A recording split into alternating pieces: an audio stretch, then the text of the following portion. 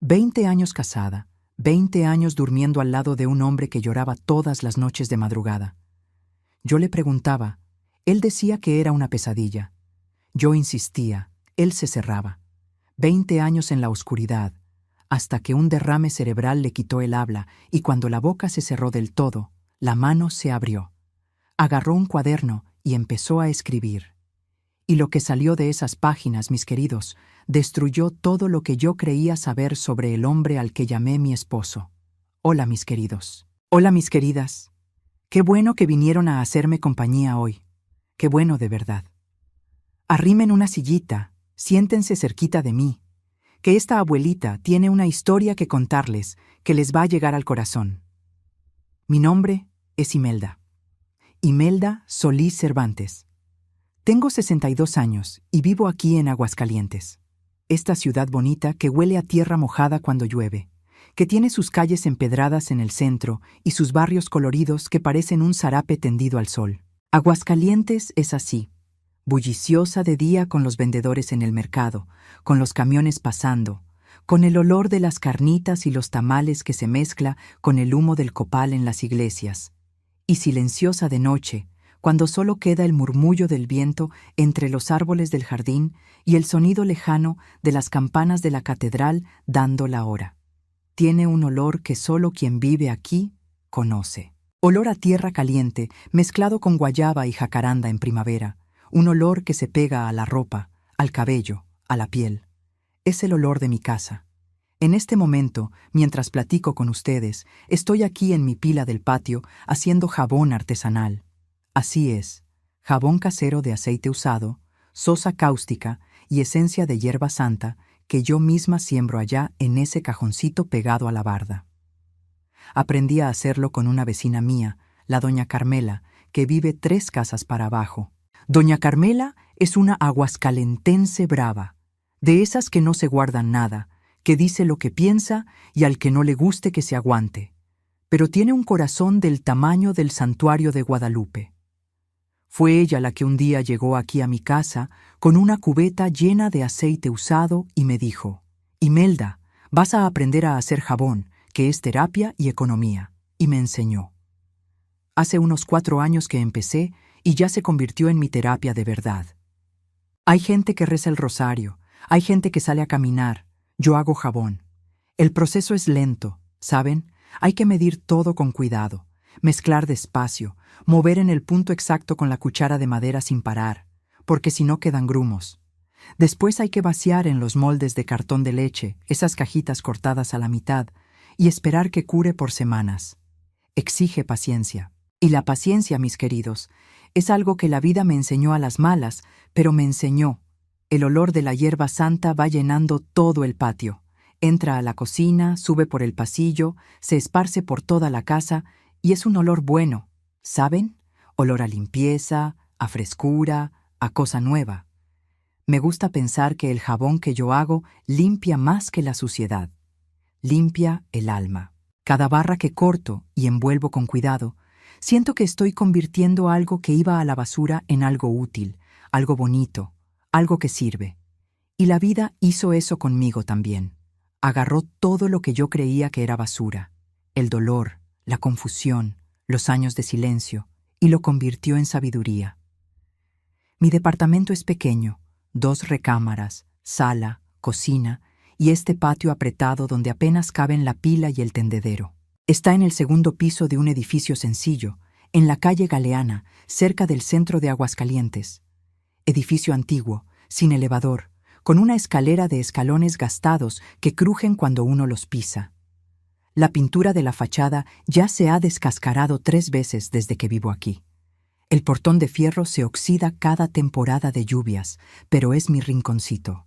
Cada centímetro de este departamento tiene mi historia pegada en las paredes, impregnada en los azulejos, escondida en los rincones. Vivo aquí hace 20 años. 20 años en este mismo departamento, subiendo esta misma escalera, abriendo esta misma puerta, encendiendo esta misma luz del pasillo que parpadea cuando uno la prende. 20 años de rutina. Café a las 6, trabajo a las 7, comida al mediodía, telenovela a las 9, cama a las 10. Mi vida entera fue hecha de rutina.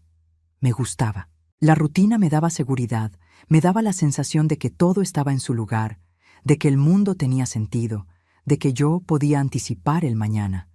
Pero había una cosa en mi rutina que no estaba en su lugar, una cosa que pasaba todas las noches en la oscuridad de mi recámara, por ahí de las 3 de la madrugada, una cosa que duró 20 años enteros y que yo nunca pude entender hasta ahora.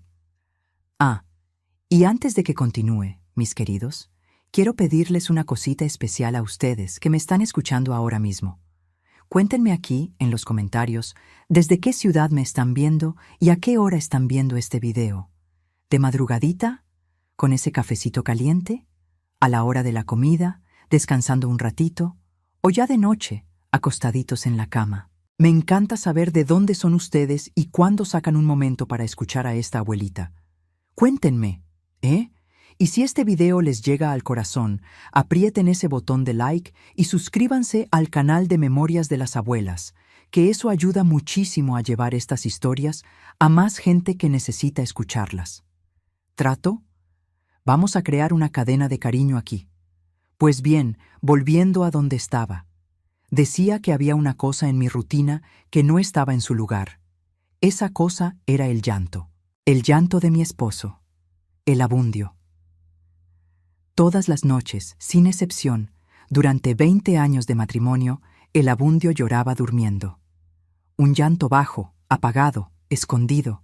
Y yo nunca supe por qué, hasta el día en que la vida le quitó la voz y en lugar de palabras apareció un cuaderno.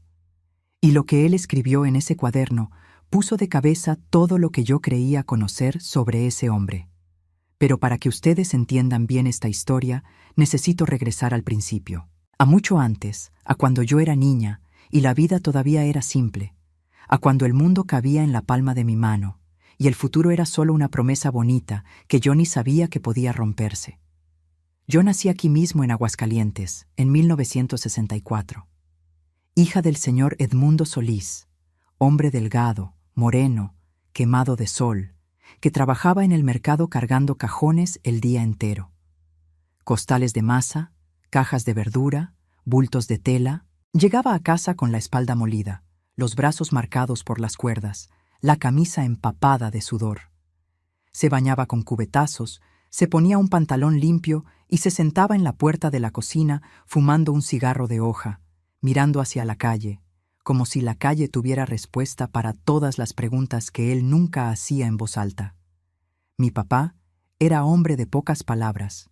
Podía pasarse un domingo entero sin abrir la boca, pero cuando hablaba, hablaba bien. Hablaba corto y directo, sin rodeos. Mi mamá era la doña Nazaria. Nazaria Olivares de Solís, el opuesto completo de mi papá. Doña Nazaria hablaba hasta por los codos, por los ojos, por el cuerpo entero. Era costurera de mano, de esas que hacían vestido de novia, ropa de bautizo, uniforme de escuela, todo a ojo y a tijera, sin molde ninguno. La máquina Singer de mi mamá era el sonido de mi infancia. Ese tec-tec-tec ritmado que empezaba de mañanita y solo paraba cuando se ponía el sol. Ella cantaba mientras cosía, contaba historias mientras cocinaba, regañaba cantando, reía fuerte, lloraba fuerte, todo en ella era sonido. La casa solo se quedaba en silencio cuando ella dormía. Y aún durmiendo, a veces renegaba como si siguiera cosiendo en sueños, como si la aguja no parara ni en el descanso. Vivíamos en una casa de tabique sin aplanar en la calle de los Rosales, por el rumbo viejo de la ciudad. Casa sencilla, piso de cemento quemado que enfriaba los pies de noche, techo de teja que dejaba entrar un airecito bueno cuando hacía calor, pero también dejaba entrar la lluvia cuando llovía fuerte. Poníamos cubetas por toda la casa en los días de aguacero. Pin, pin, pin. Cada cubeta con un sonido diferente, como si la lluvia tocara música en nuestra pobreza. Había 3 cuartos, una recámara grande donde dormíamos todos amontonados, una sala que servía de taller de costura de mi mamá, y una cocina con fogón de leña pegado a la pared, y una mesa de tabla que mi papá hizo con sus propias manos. El baño estaba afuera, en el patio. una casucha de madera con una puerta que no cerraba bien y que uno sostenía con el pie mientras hacía sus necesidades. Uno se acostumbraba. Uno se acostumbra a todo cuando no conoce nada diferente. Éramos 5 hijos. Yo era la de en medio. El mayor era el Jerónimo, serio como el papá, que desde chico ayudaba en el mercado y no se quejaba de nada. Después venía la linda Lupe, mi hermana mayor, que era bonita a doler, cabello negro largo, ojos rasgados, cintura delgada, y vivía con la cabeza en las nubes soñando con artistas de la radio y pasándose bálsamo en los labios con papel de dulce arrugado. Después yo, la Imelda, que era la callada de la casa. Me quedaba en mi rincón observando todo, leyendo los recortes de periódico que mi mamá traía para envolver las telas, juntando palabras como quien junta conchitas en la orilla. Después del medio venía el expedito, que era de lo más travieso. Siempre en algún enredo, subiéndose a los árboles de guayaba, cayéndose, llegando a casa todo embarrado y llevándose su cuerazo de mi mamá, que más parecía cariño que castigo. Y por último la Raimundita, la chiquita, que era el consentido de todos, porque nació pequeña y frágil, y todo el mundo tenía miedo de que no iba a salir adelante, pero salió. Salió y se hizo más fuerte que todos nosotros. Mi papá no era cariñoso de abrazar y besar, no, era cariñoso de otra manera, cariñoso de gesto, de acción, de presencia muda. Era él quien traía mangos del mercado para nosotros, escogía los más maduros y los escondía en la bolsa para que nadie del trabajo los viera. Era él quien arreglaba la chancla de la Raimundita con alambre y resistol, sentado en la puerta de la cocina con la paciencia de un relojero. Era él quien se quedaba despierto toda la noche cuando alguno de nosotros tenía fiebre, pasándonos un trapo mojado en la frente, sin decir una palabra, solo con esa mirada preocupada que valía más que cualquier frase. Mi papá demostraba el amor haciendo, no hablando. Y yo, sin saberlo, me enamoré en el futuro de un hombre igualito en ese aspecto. Solo que el silencio de mi papá era de timidez. El silencio del Abundio era de dolor.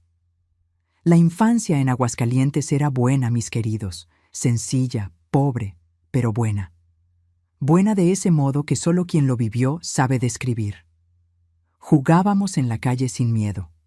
Corríamos descalzos en el callejón, persiguiendo perros y chapoteando en los charcos cuando llovía.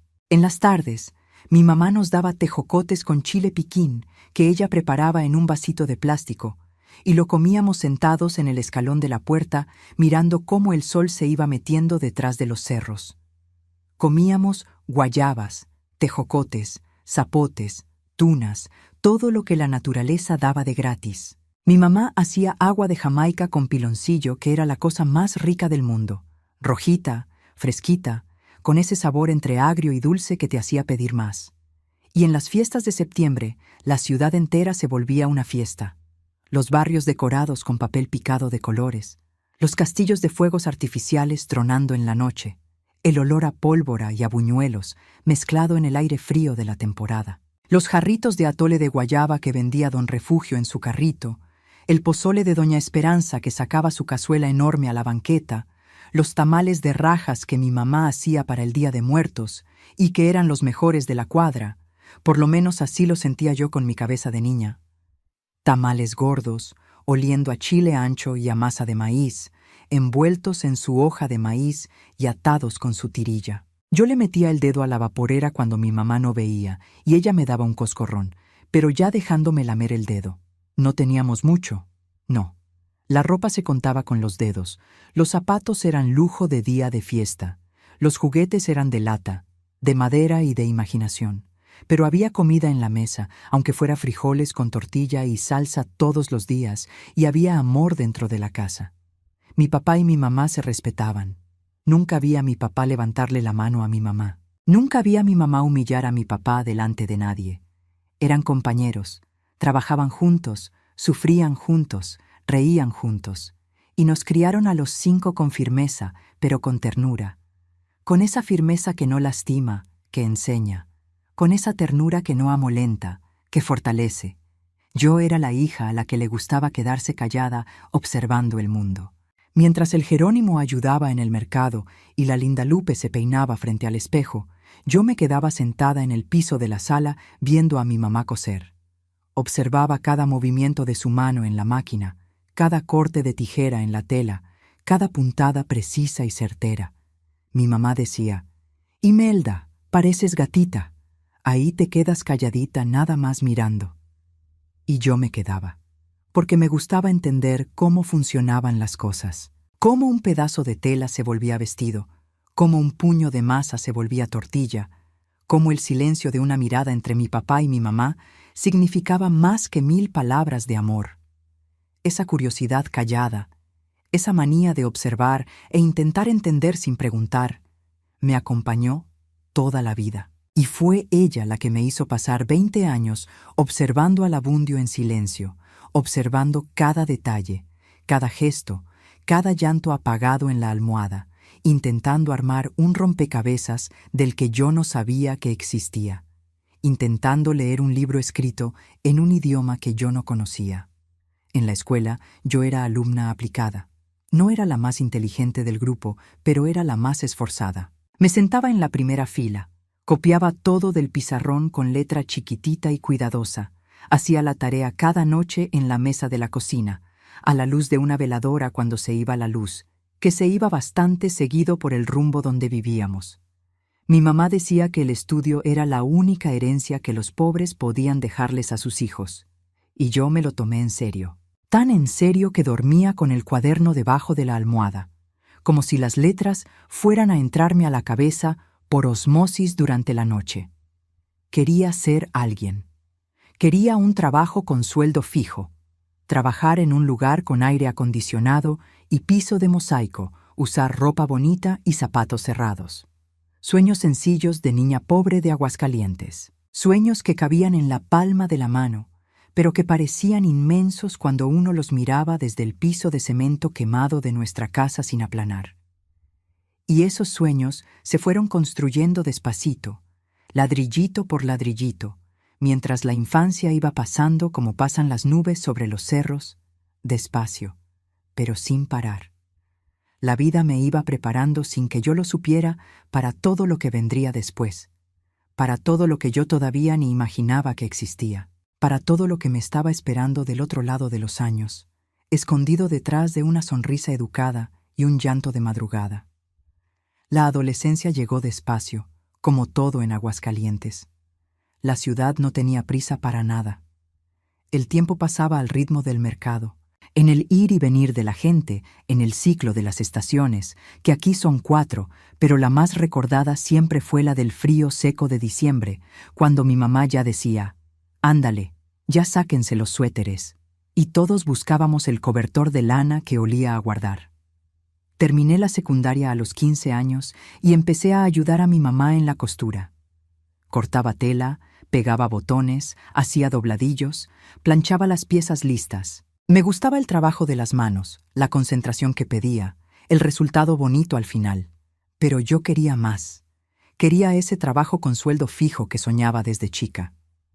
Entonces hice un curso de mecanografía en una escuelita particular que había en el centro, cerquita del Jardín San Marcos. Lo pagué con el dinerito que ganaba ayudando a mi mamá, juntando centavo por centavo durante meses. Aprendí a teclear en aquella máquina de escribir Olivetti con velocidad, los dedos bailando en el teclado, sin ver las letras. El maestro decía: «Imelda, tienes dedos de pianista, pero en lugar de música, tú haces documentos». Y yo los hacía con orgullo. A los 17 conseguí un trabajo en una tienda de telas en el centro, Telas Aguascalientes, de don Arlindo, un señor que vino de San Luis Potosí buscando mejor vida y se hizo vendiendo cambaya, popelina y encaje. Yo atendía clientes, organizaba el almacén, anotaba pedidos, hacía cuentas en el cuaderno. Me gustaba el movimiento, el ruido de la tienda, el olor a tela nueva. Me sentía útil, independiente, crecida. Mi mamá decía que estaba haciéndome señorita. Mi papá, en su silencio, sonreía cuando yo salía de mañana arreglada para el trabajo. Esa sonrisa de ladito que significaba orgullo. Noviar. Noviazgos tuve pocos en la adolescencia. Tuve un noviecito a los 16, el Cícero, hijo del dueño de la panadería La Esperanza. Noviazgo de portón, ¿saben? Sentados en la banqueta, platicando, tomando agua de horchata, mi mamá me espiaba desde detrás de la cortina fingiendo que no miraba. Duró unos 6 meses y se acabó porque él se fue a Guadalajara a estudiar. Lloré un poquito. Pasé una semana triste comiendo gorditas de chicharrón que mi mamá hacía, que era su remedio para todo, y seguí con mi vida. Corazón de niña sana, rápido, menos mal. Después de eso, me enfoqué en los estudios y el trabajo. Hice un curso técnico en administración aquí mismo en Aguascalientes, en las noches, después del trabajo. Llegaba cansada, con los pies dolidos, la boca seca del día entero en la tienda, pero no me quejaba. No podía quejarme. Era el precio del sueño. Me recibí a los 20 años, diploma en mano, sonrisa en el rostro, orgullo en el pecho. Y conseguí trabajo poco después en una clínica dental aquí en Aguascalientes como auxiliar administrativo. El mismo trabajo que tengo hasta hoy, 42 años en el mismo lugar. Puede parecer falta de ambición para quien lo ve de afuera, pero para mí era seguridad, era rutina, era paz, era saber que el mañana va a ser igual que el hoy, y que el hoy fue igual que el ayer, y que en esa igualdad hay un consuelo que la gente que nunca pasó necesidad no entiende. Mis papás fueron envejeciendo. Mi papá dejó de trabajar en el mercado cuando la espalda ya no aguantó más. Mi mamá siguió cosiendo hasta que la vista se le nubló. Los hermanos se fueron cada quien por su lado. El Jerónimo se fue a Guadalajara a trabajar en construcción. La linda Lupe se casó con un comerciante y se fue a vivir a Zacatecas. El expedito entró al ejército y lo mandaron lejos. Y la Raimundita, la chiquita frágil que todos creíamos que no iba a salir adelante, se hizo enfermera y se quedó aquí en Aguascalientes conmigo. La vida fue esparciendo a la familia como el viento esparce las semillas. Cada quien cayó en un rincón, echó raíces, floreció a su manera. Y yo me quedé. Me quedé en Aguascalientes, en mi trabajo, en mi rutina, en mi vidita organizada, soltera a los 30, soltera a los 35, soltera a los 40. Mujer de 40 años soltera en ciudad del interior de Aguascalientes, a principios de los años 2000, era motivo de comentario. Pobrecita la Imelda, se va a quedar para vestir santos. Esa es muy exigente. Algo tendrá. Las personas hablan, mis queridos, hablan sin saber, sin pensar, sin importarles el peso que cargan las palabras. Yo oía y fingía que no me dolía, pero sí dolía, sí dolía. La verdad es que yo no me había casado porque no había encontrado a nadie que me diera seguridad. Y la seguridad para mí era todo. No quería una pasión arrebatadora, no quería romance de telenovela, no quería un hombre guapo que volteara cabezas en la calle. Quería un compañero, alguien constante, previsible, confiable, alguien que fuera firme como el piso que pisaba, alguien que no me asustara. Y el Abundio parecía ser exactamente eso. Nos conocimos en la iglesia, en el Templo de la Asunción, allá en el centro, el mismo al que yo iba desde niña, donde hice mi primera comunión y mi confirmación. Él se había mudado a Aguascalientes unos 2 años antes. Venía de Jerez, Zacatecas, un pueblo a unas 3 horas de aquí. Trabajaba en Correos de México como supervisor. Hombre callado, educado, puntual. Llegaba a misa siempre a la misma hora, se sentaba siempre en la misma banca. La tercera de la derecha salía siempre en silencio, sin platicar con nadie. Las señoras del coro comentaban: «¿Quién es ese señor nuevo? ¡Qué educado! ¡Qué serio!». Y yo en mi rincón, observando, como siempre, observando sin hablar. Un día después de misa, él vino a hablarme. Fue un domingo de octubre de 2002. El sol de Aguascalientes castigando la plaza, las chicharras cantando a todo volumen, y él ahí con camisa de vestir blanca de manga larga en medio de ese calor. ¿Quién usa manga larga en pleno octubre en Aguascalientes? Parado frente a mí. Usted es la Imelda, ¿verdad? Yo soy el Abundio. Abundio Borges Cervantes. Trabajo en Correos. Me estrechó la mano con firmeza, pero sin apretar de más. Me miró a los ojos. pero sin insistir. Sonrió discreto. Una sonrisa que no mostraba los dientes, solo levantaba las comisuras de la boca y se fue. Así de sencillo. Esa manera de ser me llamó la atención. No era un hombre que se imponía. No era de esos que llegan hablando fuerte, haciéndose el gracioso, queriendo ser el centro de atención. Era discreto, comedido, casi tímido. Y yo, que siempre fui la callada de la familia, la que observaba desde el rincón, me identifiqué con eso. Con esa quietud que no era vacío, era llena de algo que yo todavía no sabía qué era. Empezamos a platicar después de las misas, siempre ahí en la puerta de la iglesia, de pie, con el sol de Aguascalientes fritándonos sin piedad. Conversaciones simples, el trabajo, la ciudad, el clima, la comida. A él le gustaba hablar de correos, de las rutas de entrega, de cómo había mejorado el sistema de rastreo, de cómo Aguascalientes había crecido desde que llegó. Hablaba despacio, escogiendo las palabras con cuidado, como quien pisa en piedras para cruzar un río, probando cada piedra antes de poner el peso. Nunca hablaba del pasado, nunca mencionaba familia, infancia, Jerez. Cuando yo preguntaba, respondía corto: me crió mi mamá. Ella murió cuando yo era más joven. Solo éramos ella y yo, nada más ella y yo. Esa frase en ese momento no me dijo nada. Parecía solo la historia de un hombre que perdió a su mamá joven, triste, pero algo que le pasa a mucha gente. Después, mucho después, cuando leí el cuaderno, esa frase iba a significarlo todo. Iba a significar un infierno del que yo ni sabía que existía. Anduvimos de novios 2 años. Noviazgo serio, de presentar en familia, de ir a cenar a casa del uno y del otro. Mis papás ya habían fallecido para entonces. Mi papá, de un infarto en el 98, cayó en el piso de la cocina un domingo de mañana y ya no se levantó. Y mi mamá, de pulmonía en el 2000, fue apagándose de a poquito hasta extinguirse como veladora en el viento. Pero mis hermanos aprobaron al Abundio. Hombre correcto, dijo el Jerónimo con esa manera seria de hombre serio, aprobando a otro hombre serio. Educado de más, hasta parece que no es de aquí, dijo la linda Lupe, que creía que el zacatecano tenía que ser más rudo.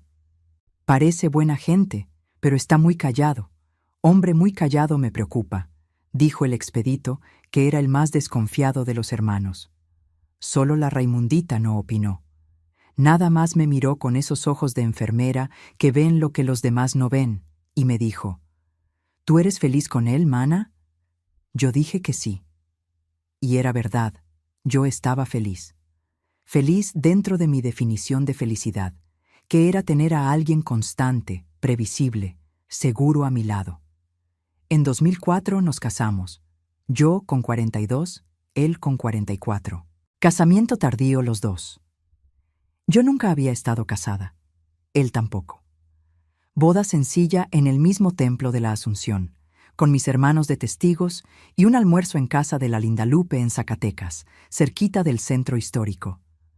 Pastel de pastelería, refresco, arroz con pollo, frijoles de olla, ensalada de Nochebuena. Nada de fiesta grande. Ni él ni yo éramos de extravagancias.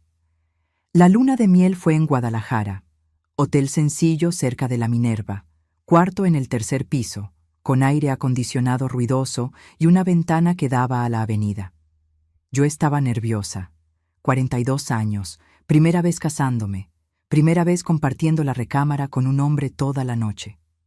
El Abundio estaba calmado. Calmado de más, pienso ahora. Calmado de quien ya sabe que la noche va a ser difícil.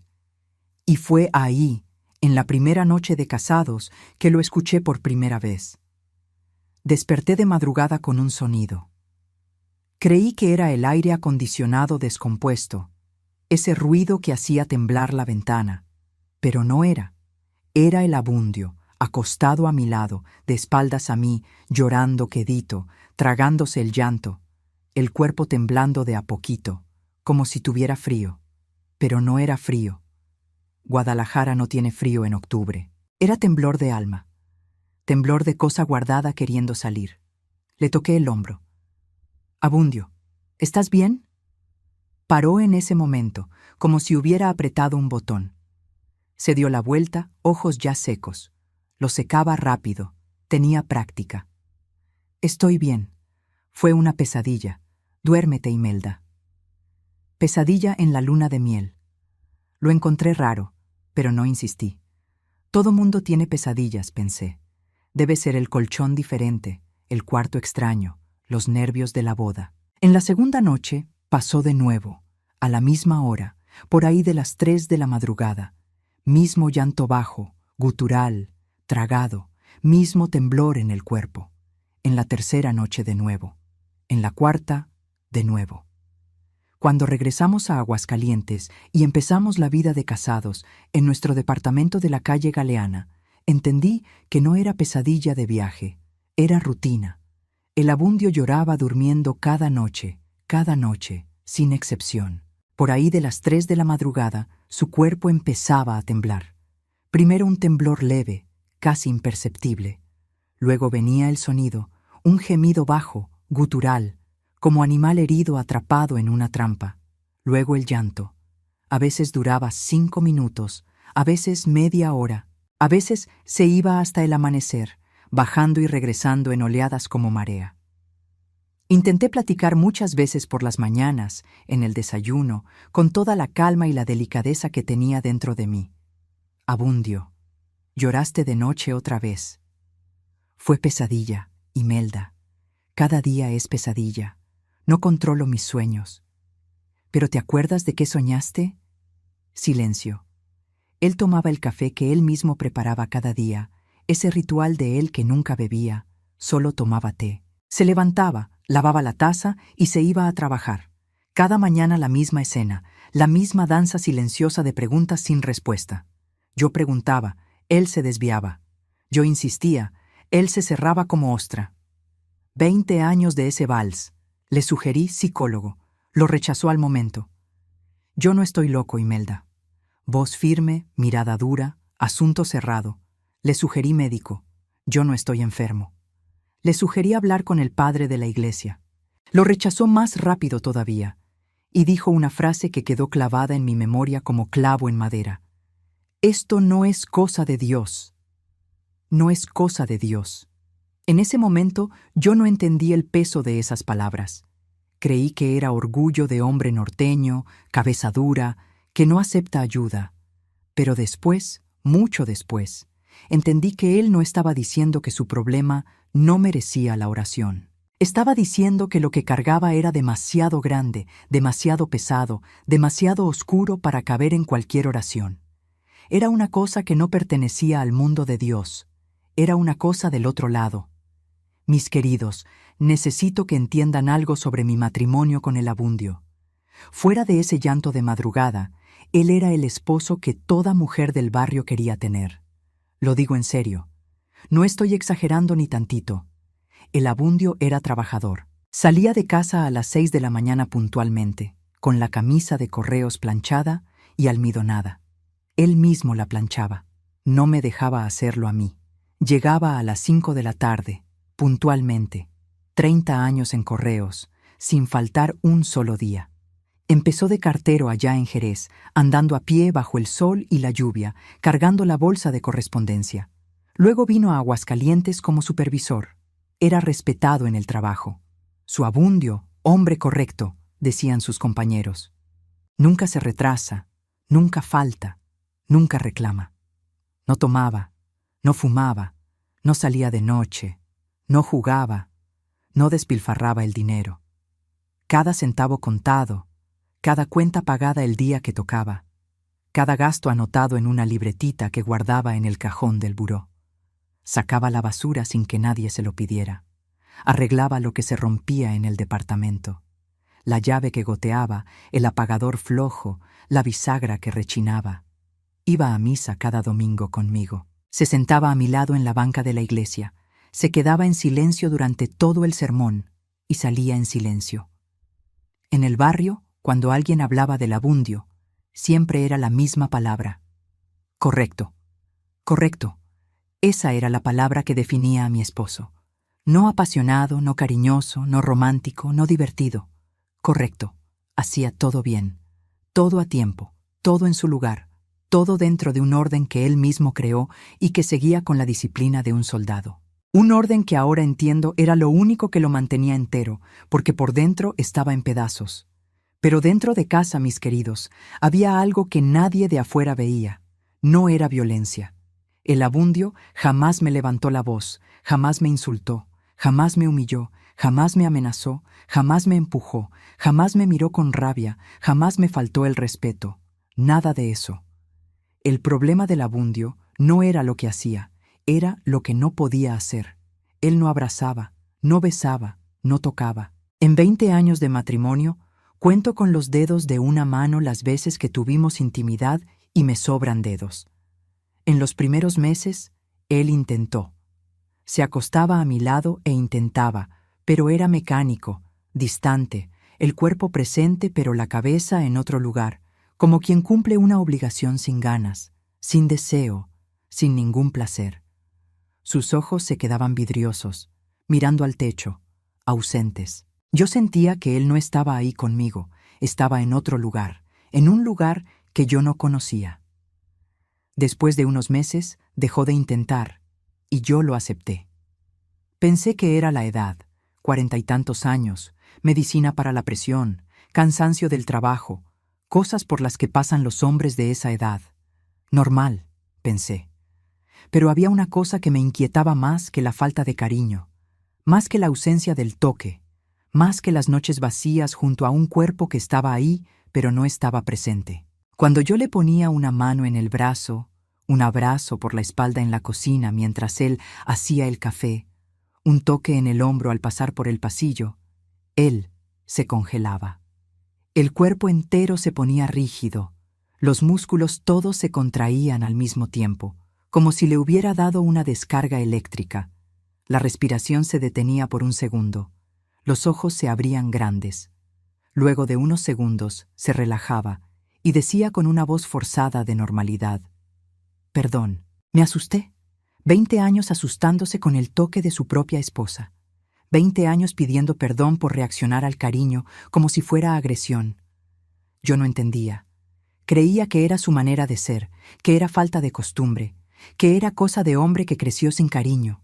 Jamás imaginé que la verdad fuera tan más profunda, tan más oscura, tan devastadora que cualquier cosa que yo pudiera inventar. No tuvimos hijos. Yo quería, siempre quise. Desde que me casé, imaginaba una casa con ruido de niños corriendo, con llanto de bebé, con risas en el patio. Pero el Abundio dijo desde el principio del matrimonio, con una firmeza que no dejaba espacio para negociar: «Hijo es una responsabilidad que yo no puedo tener». Yo creí que era cuestión económica, que era miedo de no alcanzar, de no poder. Insistí un poco. Él frunció el ceño y dijo más seco: «Imelda, no insistas, yo no puedo». No dijo «no quiero», dijo «no puedo». Y yo, que respetaba su silencio como si fuera sagrado, no insistí más. Llanto de madrugada, rigidez al toque, rechazo a tener hijos, aversión a la intimidad, pavor a las puertas cerradas, porque también había eso. Si yo cerraba el baño con llave para bañarme, él se ponía inquieto del otro lado. «Deja la puerta abierta, Imelda. ¿Y si te pasa algo?». Parecía preocupación, pero era otra cosa, una cosa que yo no sabía cómo nombrar. El Abundio nunca se ponía de espaldas a la puerta. Me di cuenta de eso después de unos años, en el restaurante, en la iglesia, en la sala de la casa, en la cocina. Él siempre se sentaba de frente a la salida, siempre con un ojo en la puerta, como si estuviera esperando que alguien entrara, o como si necesitara saber en todo momento que podía salir corriendo si era necesario. El Abundio dormía con la lámpara del buró encendida siempre, toda la noche. Yo creía que era costumbre, hábito de quien vivió solo muchos años. No era. Era miedo a la oscuridad. Un miedo que vi en sus ojos una vez que se fue la luz en el edificio de madrugada y él despertó en la negrura. Se sentó en la cama agitado, el corazón desbocado, las manos agarrando la sábana. «Enciende la luz, Imelda, enciende la luz». Su voz en ese momento no era de hombre adulto, era de otra cosa. Era de alguien mucho más chico, mucho más frágil, mucho más perdido. ¿Y el café? El Abundio preparaba café cada día. Era su primer ritual de la mañana. Se levantaba, iba a la cocina, calentaba el agua, colaba el café en el filtro de tela. El olor se esparcía por todo el departamento, pero él nunca lo tomaba, nunca bebía ni un sorbo de té. Cuando le pregunté una vez, con curiosidad genuina, por qué hacía café si no le gustaba, me dijo, «Lo hago porque es lo que se hace en la mañana». Y no explicó más. Después, mucho después, yo iba a entender por qué. El café estaba ligado a un recuerdo que él no quería volver a tocar, pero el gesto de prepararlo estaba pegado en él como cicatriz que ya no duele, pero sigue marcando la piel. Todas esas piezas estaban frente a mí, 20 años de piezas regadas en una mesa. El llanto, el toque, los hijos, las puertas, la oscuridad, el café. Todas ahí, gritando, suplicando que las armaran. Y yo no las armé. No porque fuera tonta, no porque no me importara, porque la imagen que iba a formarse era demasiado terrible. Y a veces, mis queridos, uno prefiere vivir con el rompecabezas desarmado que enfrentar la imagen que revela. Yo iba a vivir con ese rompecabezas desarmado para siempre, si no hubiera sido por lo que pasó un sábado de mañana en marzo de 2024. El Abundio estaba en la cocina haciendo el café, el ritual de siempre. Yo estaba en la recámara terminando de arreglarme cuando escuché el ruido. Vidrio estrellándose en el piso, un ruido seco, seguido de pedazos esparcidos en la cerámica. Corrí a la cocina. Él estaba de pie, muy mal, agarrándose a la tarja con la mano izquierda, el lado derecho del rostro caído, como si la piel se hubiera derretido. La boca chueca jalada hacia un lado, el brazo derecho colgando, muerto, sin vida.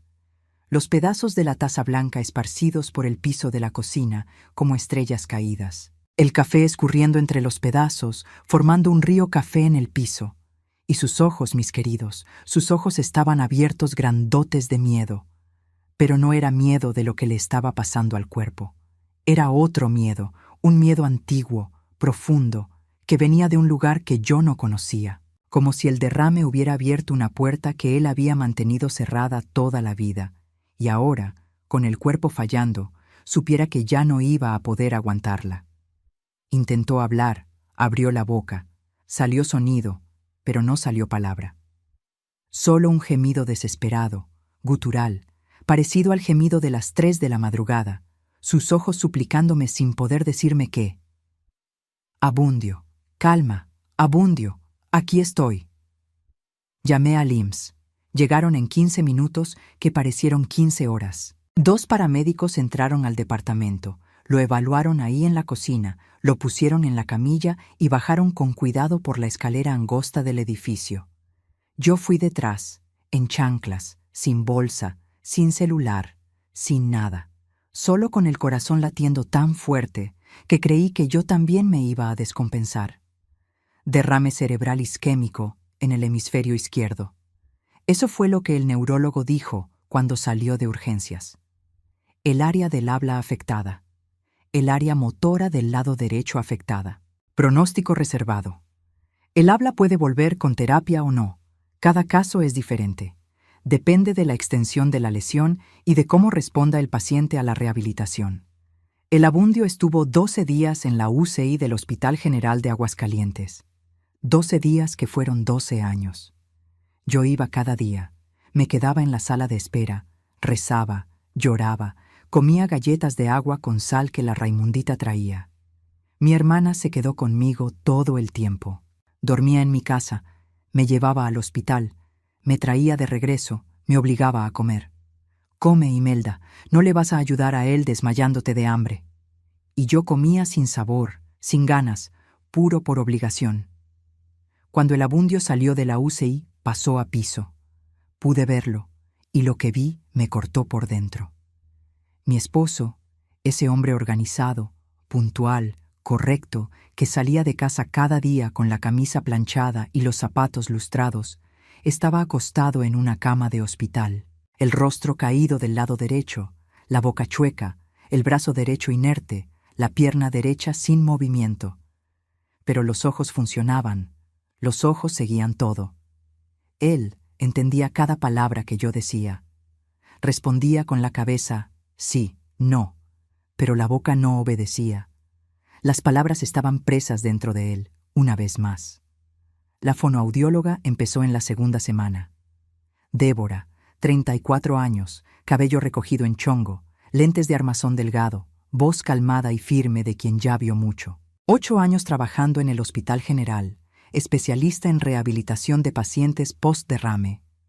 Mujer competente, profesional, seria. Cada día 1 hora de sesión, ejercicios de boca, de lengua, de respiración, repetición de sonidos. El abundio intentaba. Los labios se movían despacio, torpes, como si hubieran olvidado cómo funcionar. Y hubo una cosa que la Débora hizo que lo cambió todo, que cambió mi vida, la vida del abundio y la historia que les estoy contando ahora mismo. Le dio un cuaderno y una pluma al abundio. Un cuaderno escolar sencillo, de espiral, portada verde y una pluma azul. Don Abundio, todo lo que usted quiera decir y no pueda, escríbalo aquí. Puede ser chueco, puede ser feo, con la mano izquierda. Lo importante es comunicarse, sacar lo que está adentro atrapado. El abundio agarró la pluma con la mano izquierda. Él era diestro. Nunca había escrito con la izquierda en su vida. La mano temblaba. La letra salió horrible, chueca, inclinada. Parecía niño aprendiendo a escribir. Pero se podía leer. En los primeros días escribió palabras sencillas. Agua, hambre, dolor, frío, sueño. Necesidades básicas, comunicación funcional. La Débora lo felicitaba. Muy bien, don Abundio, está progresando. En la tercera sesión, algo cambió. La Débora me contó después con detalles. Ella grababa las sesiones para seguir el progreso, con mi autorización. Yo vi la grabación después. Vi todo, cada segundo. La sesión empezó normal. Ejercicios de boca. El abundio repitiendo sonidos con esfuerzo. La Débora felicitándolo, animándolo. Luego le dio el cuaderno. Escriba lo que esté sintiendo hoy. El abundio agarró la pluma. Empezó a escribir. Despacio. La mano temblaba más de lo normal. La Débora observaba de cerca, ayudando a sostener el cuaderno para que no se resbalara. Cuando terminó la primera frase, ella leyó y se detuvo. Se quedó mirando el cuaderno unos 5 segundos, sin moverse, sin parpadear. Luego miró al abundio. Él la estaba mirando con esos ojos. Los ojos de las 3 de la madrugada, los ojos del llanto, los ojos que yo conocía desde hacía 20 años, pero que nunca había entendido. Ella dijo con la voz baja, controlada. «Don Abundio, ¿puede escribirlo de nuevo para que yo esté segura de haberlo leído bien?» Él escribió de nuevo la misma frase, más firme esta vez, con más fuerza en la pluma. La Débora leyó y se puso blanca. El color se le fue del rostro, como si alguien hubiera jalado un tapón y drenado toda la vida de esa cara. Los labios le temblaron, los ojos se le aguaron, y ella era mujer firme. 8 años de hospital. Había visto derrames, traumas, gente muriendo. No era de ponerse pálida. «Don Abundio, voy a traerle un vaso de agua. Ahorita vengo». Salió de la sala, fue al pasillo. Yo estaba sentada en la banca de espera, recargada en la pared, mirando el teléfono, sin prestar atención a nada. Ella se paró frente a mí. Yo levanté los ojos y supe que algo estaba muy mal. Lo supe por su cara, por sus ojos, por su postura. Todo en ella gritaba alarma. «Doña Imelda». «¿Qué pasó, Débora?»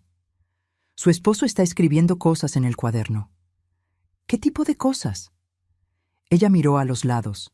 Se aseguró de que no hubiera nadie cerca. Bajó la voz hasta volverla casi un susurro. «Señora, necesito que llame a la policía ahora, antes de que él escriba más». «¿Policía?» «Débora, por el amor de Dios, ¿qué escribió?» Ella me miró, los ojos aguados. La voz le tembló cuando habló. «No puedo contarle exactamente. Hay cuestión de sigilo profesional, pero puedo decirle una cosa. Su esposo está confesando algo. Y lo que está confesando... Señora, por favor, llame a la policía ahora. Yo no llamé. No pude. Me quedé paralizada en esa banca de hospital, con el teléfono en la mano, los dedos entumecidos, la cabeza girando, confesando que el Abundio, mi esposo, el empleado de correos, el hombre que iba a misa cada domingo, el hombre correcto, el hombre que nunca le levantó la voz a nadie, confesando que... La Débora volvió a la sala. Escuché su voz ahí adentro, calmada, profesional, platicando con el Abundio. 10 minutos después salió de nuevo con el cuaderno en la mano. Vino hasta mí, se sentó a mi lado en la banca. Doña Imelda, le voy a mostrar lo que él escribió, porque creo que usted necesita verlo antes que la policía. Usted es su esposa. Usted merece saber primero. Tiene ese derecho. Abrió el cuaderno. La letra chueca de mano izquierda, temblorosa, más legible. Cada palabra como si hubiera sido arrancada de dentro de él con pinzas. La primera frase, la que hizo que la Débora se pusiera blanca. Yo le hice algo a mi mamá en 1989. Leí de nuevo. Leí 3 veces. Las letras no cambiaron. Las palabras no se reorganizaron en un sentido más fácil de tragar. Abajo, él continuó. La pluma había presionado fuerte el papel, casi rompiéndolo. Ella me hacía cosas que una madre no le hace a un hijo. Cosas que no puedo decir ni ahora. Yo ya era hombre grande y ella seguía. Yo trabajaba, mantenía la casa, y aún así ella no paraba. Decía que era obligación de hijo, que era amor de madre. No era. Yo sé por qué dolía en el alma. Miré a Débora. Ella me miró. Las dos en silencio en el pasillo del hospital. El ruido del hospital alrededor, camillas pasando, el intercomunicador llamando médicos, alguien tosiendo en un cuarto. Todo se volvió ruido blanco. El mundo se encogió hasta caber en ese cuaderno de espiral con portada verde. «Hay más», dijo ella quedito. Pasé la hoja. El Abundio había seguido escribiendo. La mano temblaba más. Se notaba por la letra que se iba haciendo más chueca, más inclinada, pero no se detuvo, como si la pluma fuera una llave de agua que abrió después de décadas cerrada y ahora brotara sin control. Un día ya no aguanté más. Le puse veneno en el café. Ella tomaba café con mucho azúcar. Yo puse el veneno mezclado en el azucarero. Ella lo bebió. En 3 días, se fue. Todos creyeron que fue una enfermedad del estómago. Nadie preguntó nada. Me senté en el piso, literalmente. Las piernas se dieron como si los huesos se hubieran vuelto agua, y me senté en el suelo frío del pasillo del hospital, con el cuaderno en la mano, la espalda recargada en la pared. Las enfermeras pasaban y miraban. Nadie preguntó nada, porque quizás mi cara lo decía todo. Ahí estaba una mujer cuyo mundo acababa de derrumbarse como edificio demolido. Pasé la hoja, las manos temblando tanto como las del Abundio cuando escribió eso. Ella me usaba como si yo fuera de su propiedad, como si yo no fuera gente. Yo vivía solo con ella. No había papá, no había hermano, no había nadie. Solo ella y yo en esa casa en Jerez. Y lo que ella me hacía de noche en ese cuarto me destruyó por dentro. No puedo escribir lo que era, pero era algo que destroza a un ser humano. Pasé otra hoja. Él no paró. La pluma no paró. Después de que ella se fue, creí que iba a dejar de soñar con ella. No paró. 35 años y ella viene cada noche. Cada noche regreso a ese tiempo, a ese cuarto, y ella está ahí, muerta pero viva. Siempre viva en mis sueños. Cada noche lloro. El llanto de las 3 de la madrugada. 20 años durmiendo al lado de un hombre que cada noche regresaba al pasado, que cada noche revivía lo que esa mujer le hizo, que cada noche era prisionero de nuevo en esa casa en Jerez, en ese cuarto con esa mujer que debió haber sido protección y fue destrucción. Que cada noche lloraba, no por culpa de lo que hizo, sino por el dolor interminable de lo que le habían hecho a él. Pasé una hoja más. No me arrepiento de lo que hice. Me arrepiento de haber tardado tanto. Debí haberlo acabado mucho antes. Cada día que tardé fue un día más de infierno. Y abajo, la frase que me destruyó. la frase que me partió a la mitad como el rayo parte al árbol. Imelda, yo quería haberte contado, pero tenía vergüenza. Vergüenza de lo que ella me hacía y vergüenza de lo que yo hice después. No te toqué nunca porque tengo pavor al toque. Cualquier toque me lleva de vuelta a ese cuarto. Perdóname por no haber sido esposo de verdad. Yo no sé serlo. Ella me quitó eso. Me quitó la capacidad de amar con el cuerpo. Solo me quedó el corazón. Y el corazón te lo di a ti, aunque tú nunca lo hayas sentido. Me quedé en el piso del pasillo, sosteniendo ese cuaderno por un tiempo que no sé medir. Pueden haber sido 10 minutos, puede haber sido 1 hora, puede haber sido toda una vida. La Débora se quedó a mi lado, sentada también en el piso, en silencio.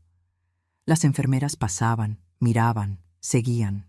Porque ¿qué se le pregunta a una mujer que acaba de descubrir que el hombre con quien durmió por 20 años cargaba dentro de él un peso que ella ni sabía que existía, que fue destruido por quien debía haberlo protegido, que hizo lo que hizo para liberarse y luego vivió 35 años preso en su propia culpa, en su propia vergüenza, en su propio silencio?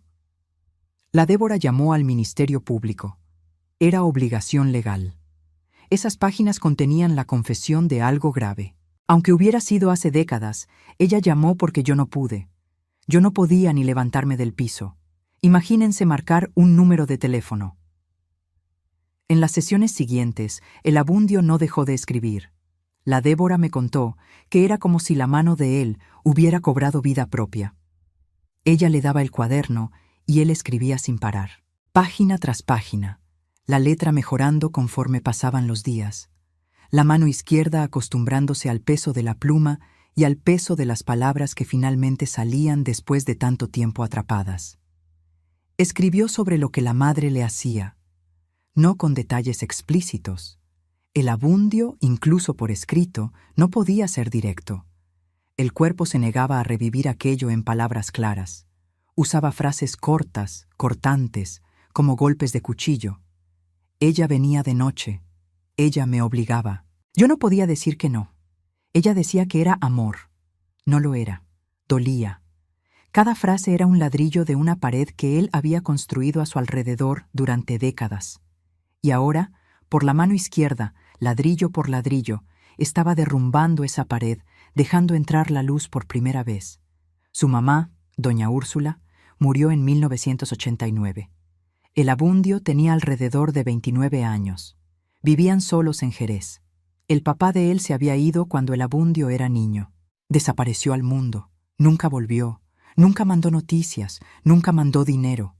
Solo el Abundio y la madre en esa casa. Solo los dos.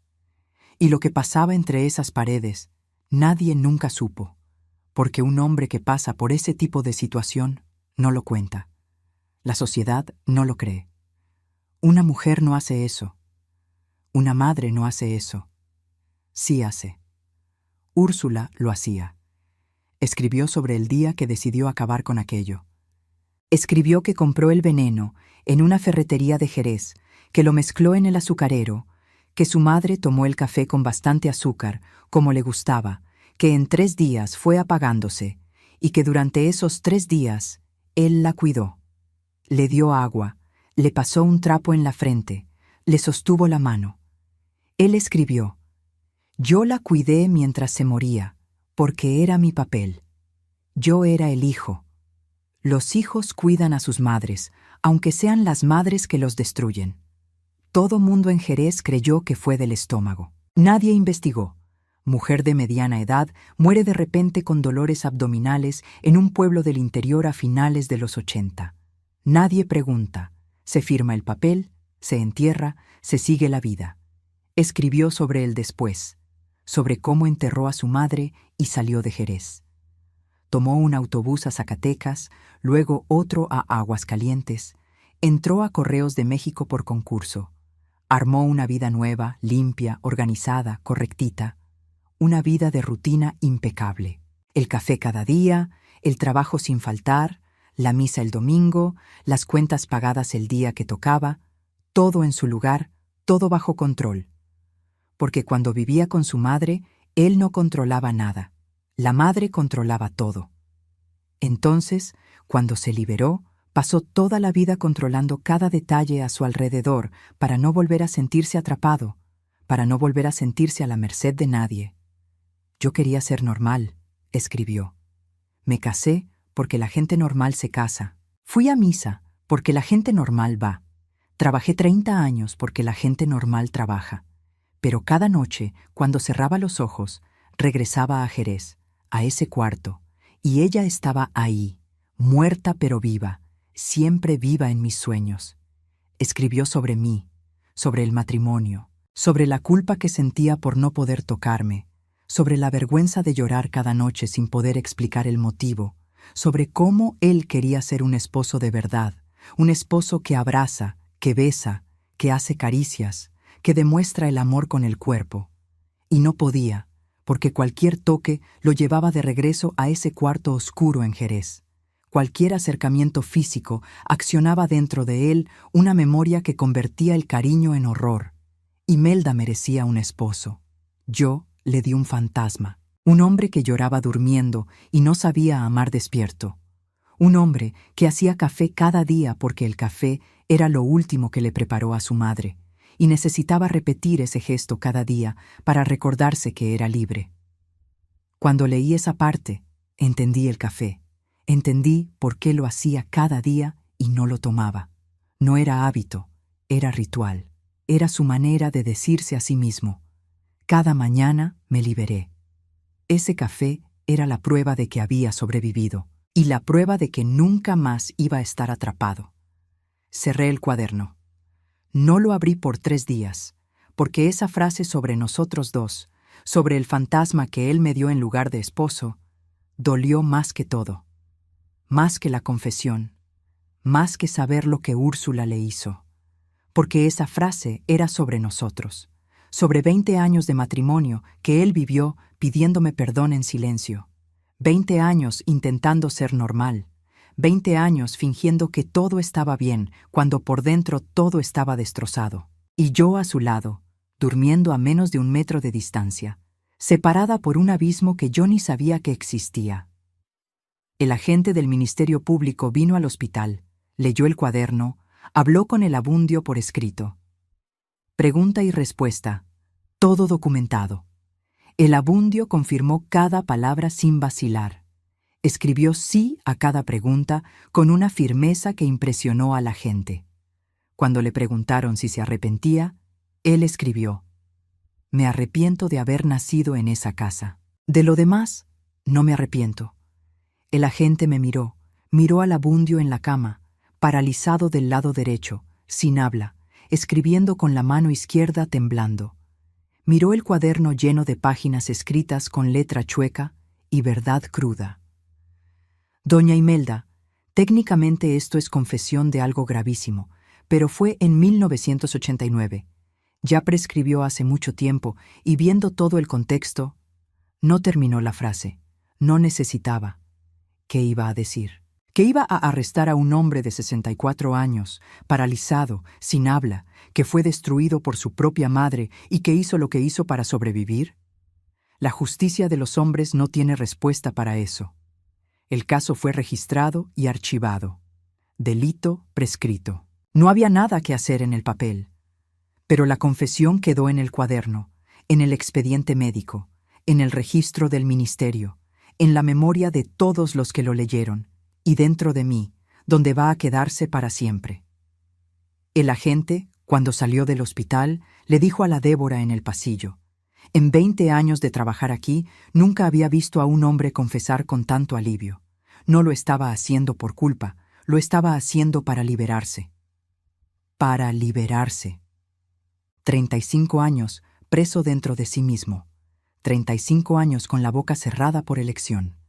Y cuando la boca se cerró por enfermedad, la mano se abrió, y la libertad salió por la punta de una pluma azul en un cuaderno escolar de portada verde dentro de un hospital público en Aguascalientes. Los vecinos viejos de Jerez, los pocos que todavía seguían vivos, confirmaron ante el ministerio cosas que encajaron en el rompecabezas. El abundio y la madre vivían solos. Doña Úrsula era una mujer extraña, posesiva. No dejaba al hijo salir, no lo dejaba tener amigos, no lo dejaba tener novia.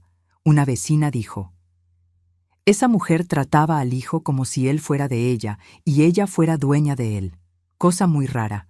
A mí me parecía muy extraño, pero no era mi asunto. No era su asunto. Nunca es asunto de nadie. Y así es como esas cosas pasan en el mundo. En el silencio de quienes ven y fingen que no vieron. En la omisión de los vecinos que perciben que algo está mal, pero no quieren meterse. En la ceguera conveniente de una sociedad que prefiere creer que ciertas cosas no existen. Pero después de la confesión, mis queridos, algo empezó a cambiar. Algo visible, palpable, casi milagroso. El Abundio empezó a progresar más rápido en la terapia. Mucho más rápido. La Débora lo notó primero. La boca empezó a responder. Primero sonidos sueltos, luego sílabas, luego palabras completas. En 2 semanas logró decir 2 palabras en voz alta, las 2 primeras que escogió: agua e Imelda. En ese orden. Primero la necesidad del cuerpo, luego la necesidad del corazón. El cambio mayor, sin embargo, no era físico, era otra cosa, una cosa que no se mide en examen ni se registra en expediente. Sus ojos estaban diferentes, más ligeros, más claros, como si una capa de ceniza hubiera sido retirada de encima de ellos. La Débora me dijo: doña Imelda, es como si su esposo hubiera cargado un camión en la espalda durante 35 años y finalmente lo soltó en el piso. El cuerpo responde mejor cuando la mente alivia. La fisioterapia hace su parte, pero la confesión hizo la parte que ningún medicamento puede hacer. Y el llanto de noche se detuvo. No de un día para otro. Fue bajando de a poco. Primero lloraba 4 noches a la semana, luego 3, luego 2, luego 1 vez por semana. Luego paró, como si cada página que él escribió en el cuaderno le quitara un poco del peso que los sueños cargaban. Como si las palabras, al salir por la mano, se llevaran con ellas los fantasmas que vivían dentro de él. En una visita, yo estaba sentada a un lado de la cama sosteniendo una revista que fingía leer. Él me miraba sin hablar. El habla estaba regresando despacio, una palabra aquí, otra allá. Me miraba con esos ojos que ahora yo entendía. Ojos que decían todo lo que la boca todavía no podía. Él agarró el cuaderno, escribió despacio, con la mano izquierda más firme que en las primeras semanas. ¿Todavía quieres ser mi esposa? Leí. Lo miré.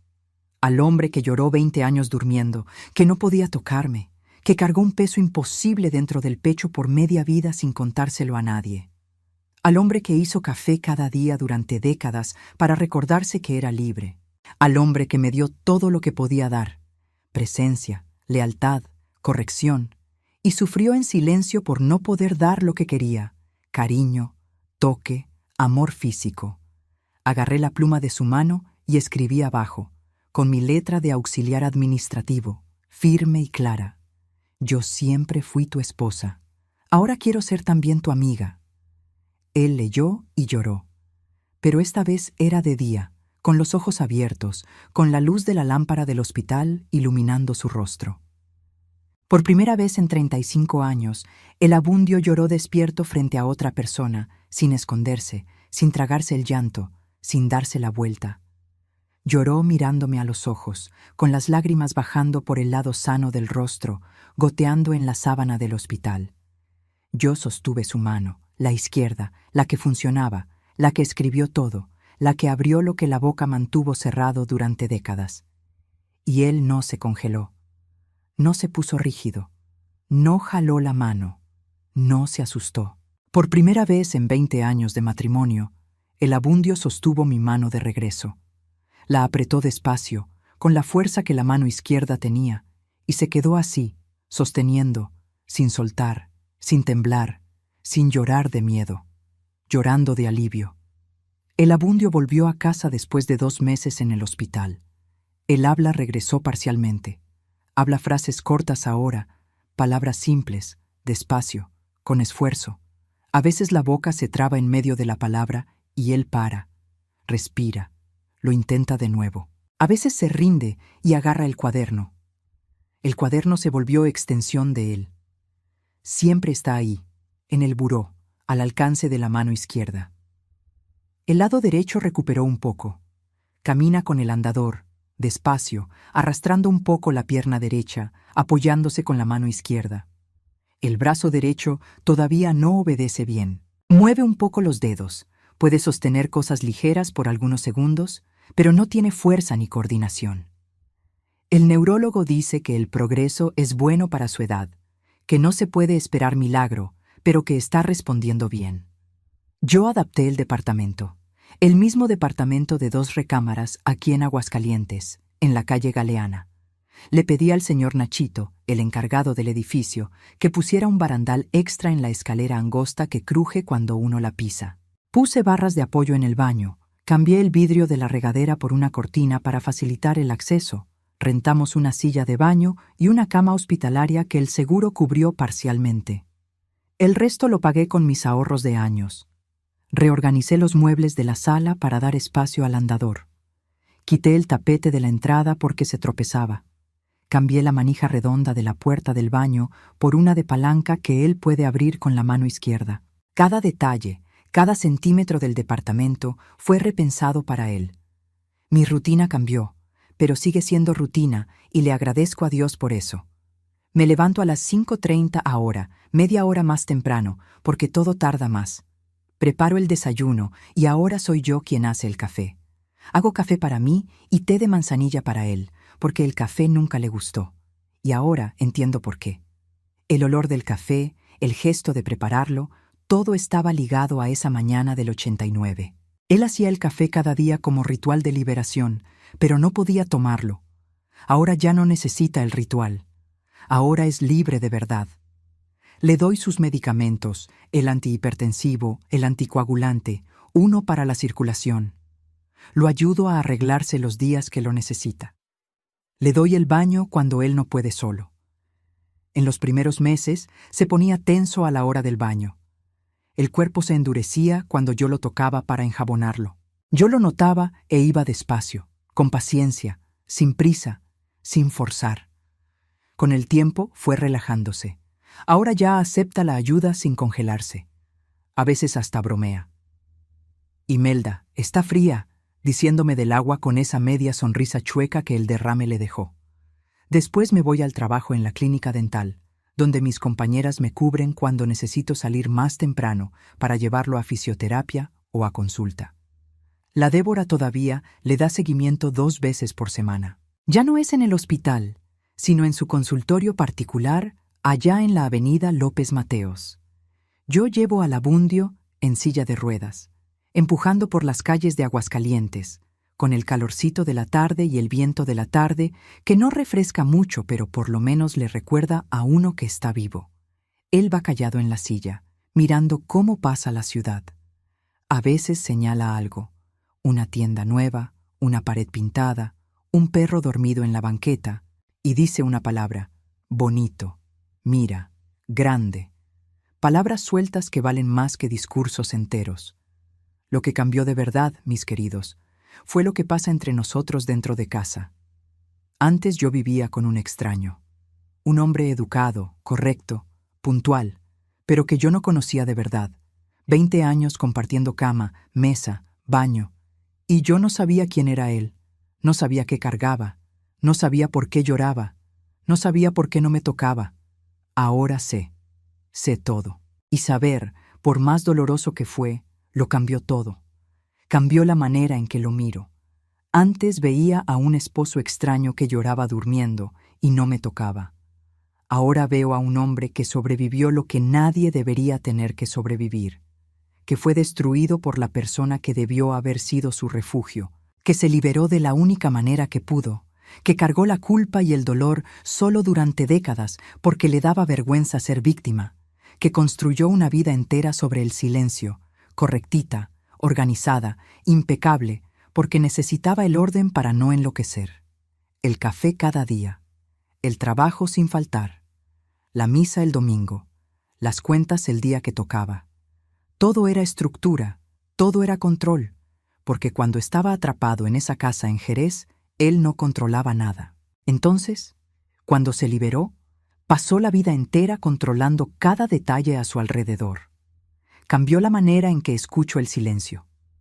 Antes, el silencio de él me incomodaba, me ponía ansiosa, insegura, con la sensación de que faltaba algo. Ahora entiendo que el silencio era la única protección que él tenía. Si abría la boca, todo salía. La madre, el cuarto, el veneno, el café, los 35 años de llanto. Mantuvo la boca cerrada toda la vida para aguantar todo adentro. Y cuando la boca se cerró del todo por el derrame, la mano se abrió. El cuerpo encontró otra salida. Y a veces pienso, mis queridos, que el derrame fue el cuerpo de él diciéndole: ya basta, basta de guardar, basta de tragarte todo, basta de fingir que está bien. Si la boca no va a contar, yo la cierro a la fuerza y abro otra puerta. Y la puerta fue la mano izquierda, y el cuaderno, y la pluma azul, y la Débora, y la confesión. De noche, ahora me acuesto a su lado, igual que siempre, mismo cuarto, misma cama. Ahora la cama hospitalaria de él está pegada a la mía. A las 3 de la madrugada, todavía despierto por costumbre. 20 años de costumbre no se borran en meses. Despierto y lo miro. Él está durmiendo, tranquilo, sin temblor, sin sonido, sin llanto, no todas las noches. Hay noche que todavía gime quedito. Hay noche que veo la mano izquierda de él agarrar la sábana con fuerza. Hay noche que sé que Úrsula regresó en el sueño, que el pasado se coló por alguna rendija que la confesión todavía no ha podido cerrar. Pero es menos, mucho menos. La Débora dice que es el efecto de la confesión y la terapia juntas. El secreto guardado se pudre por dentro. Cuando sale, la herida empieza a cerrar. No cierra de un día para otro, pero cierra. Está cerrando despacio. Después de 35 años abierta, sangrando en silencio, escondida debajo de toda una vida de corrección y rutina. Está cerrando. Nos tocamos ahora. Poquito, despacio, con cuidado, como quien se acerca a un pajarito asustado. Yo le sostengo la mano cuando vemos televisión de noche. Él ya no se congela. La mano izquierda descansa en la mía, tibia, presente.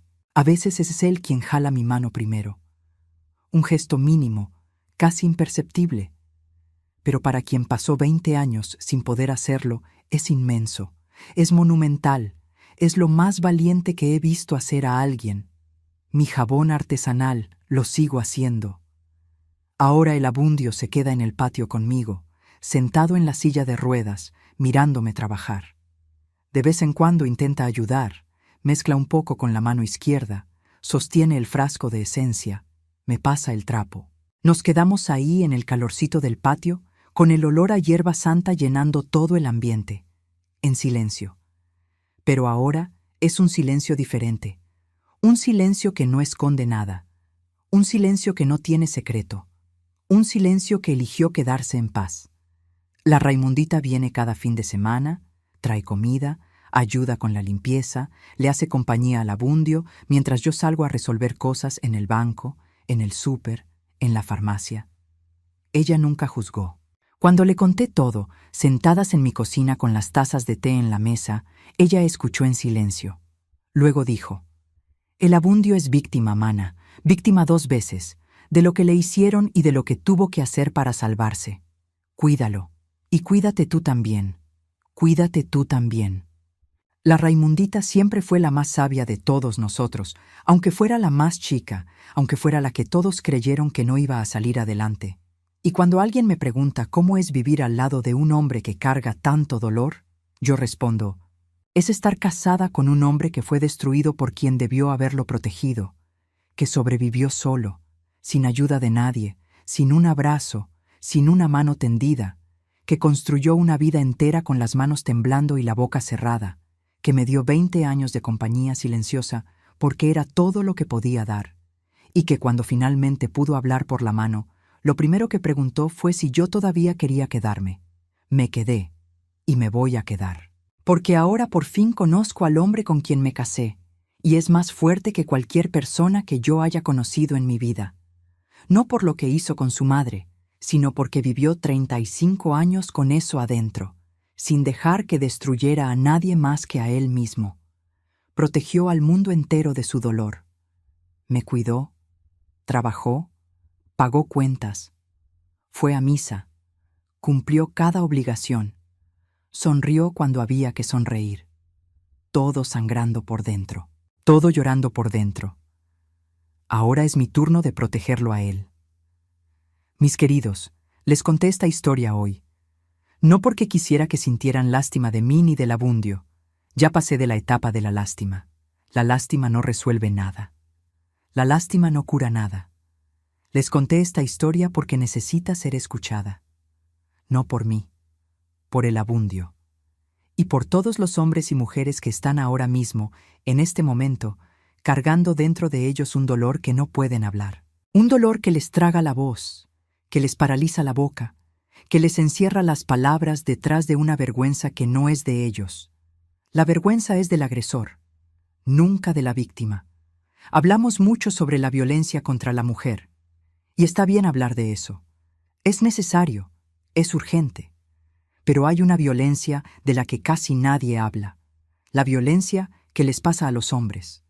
Hombres que fueron usados, manipulados, destruidos por personas que debían haberlos cuidado. Hombres que cargan el dolor dentro del pecho porque la sociedad dice que el hombre no llora, que el hombre no sufre, que el hombre tiene que aguantarse callado.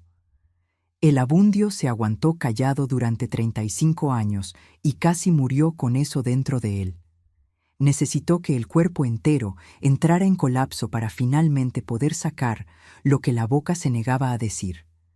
Si conocen a un hombre que es demasiado callado, que se congela cuando alguien lo toca, que tiene pavor a ciertas situaciones, que llora escondido, que no puede tener intimidad, que se asusta con el contacto, que vive en una rutina demasiado rígida, que controla todo a su alrededor como si el mundo fuera a derrumbarse si una sola cosa sale de su lugar.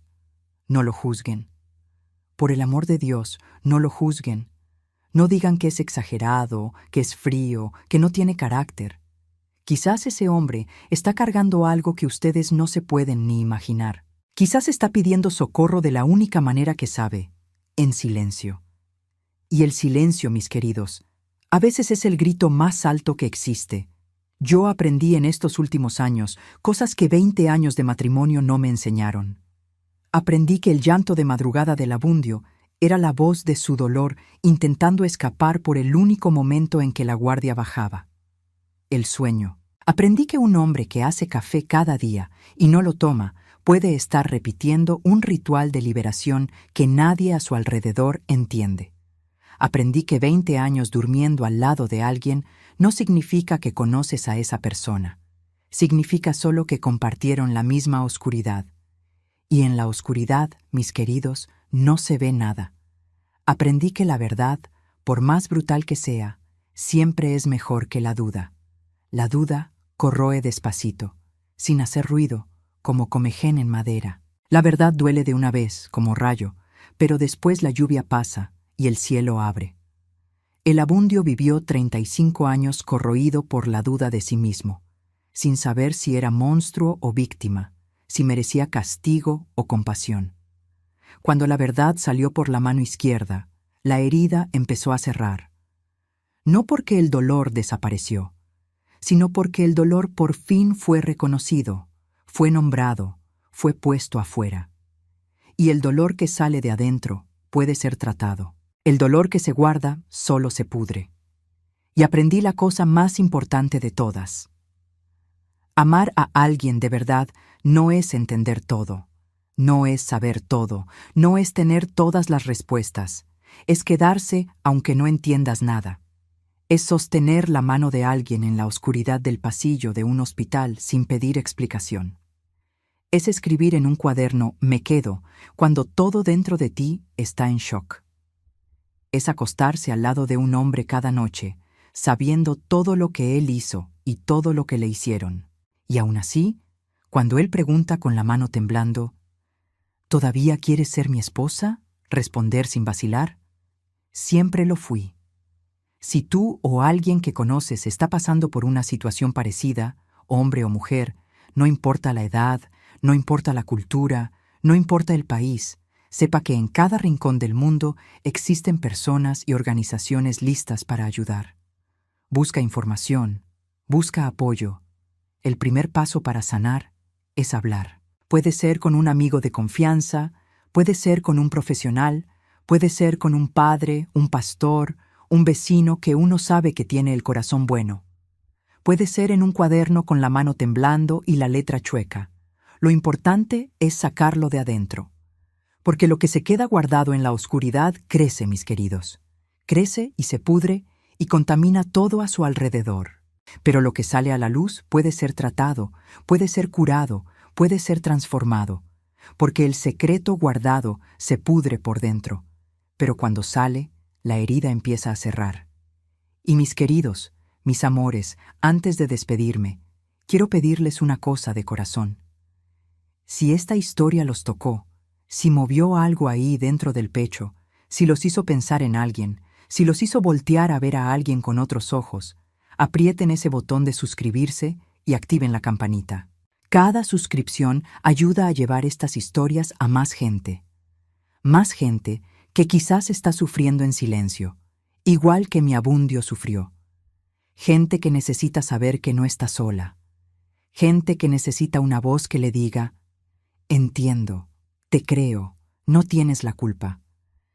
Y si te quedaste conmigo hasta el final, deja aquí en los comentarios la palabra cuaderno, para que yo sepa que entendiste el mensaje, que entendiste que a veces la voz más alta es la que no hace ningún ruido, que a veces el pedido de socorro más desesperado es un llanto apagado en la almohada a las 3 de la madrugada.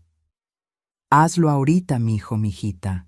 No esperes ni un minuto más, porque a veces un comentario, una suscripción, un compartido, es todo lo que alguien necesita para saber que no está solo en este mundo. Yo no cuento mi historia para ganar likes ni reproducciones. No. La cuento porque una historia puede ser la mano tendida que alguien estaba esperando. Puede hacer que alguien voltee a ver al esposo callado, al hijo quieto, al vecino solitario, y en lugar de juzgar, pregunte: ¿estás bien? ¿Necesitas algo? Aquí estoy. Puedes hablar, puedes llorar, puedes escribir en un cuaderno con la letra chueca: me quedo. La dignidad y el respeto no tienen frontera, no tienen género, no tienen edad, no tienen condición social. Todo ser humano merece ser protegido. Todo ser humano merece ser escuchado. Todo ser humano merece tener a alguien que le sostenga la mano cuando el mundo se derrumba. Si tú puedes ser esa persona para alguien, sé esa persona. Presta atención a las señales, a los silencios, a los lloros escondidos, a los ojos que piden socorro sin abrir la boca. Porque a veces el mayor acto de amor que existe es simplemente decir: lo vi, me di cuenta y no voy a fingir que todo está bien. Que Dios los bendiga a cada uno de ustedes, que los proteja a ellos y a sus familias, que le dé valentía a quien necesita hablar y compasión a quien necesita escuchar. Un beso grande de esta abuelita, aquí desde Aguascalientes. Quédense con Dios, quédense en paz, y si esta noche, a la hora de dormir, escuchan a alguien llorando quedito a su lado, no se den la vuelta, no finjan que es una pesadilla. Enciendan la luz, sosténganle la mano y díganle: aquí estoy, puedes hablar. Porque a veces, mis queridos, es solo eso lo que alguien necesita escuchar para empezar a sanarse.